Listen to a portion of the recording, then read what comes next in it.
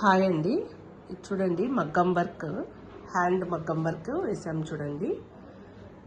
యాక్చువల్గా శారీ వచ్చేసి టిష్యూ శారీ అనమాట.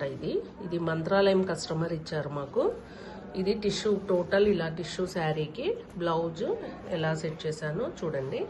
ఇదంతా నెట్ అనమాట, హ్యాండ్కి పైనంతా నెట్, గోల్డ్ నెట్. అండ్ వచ్చేసి ఇది షేప్ ఇలా వస్తుంది. బీడ్స్ మోడల్ అనమాట.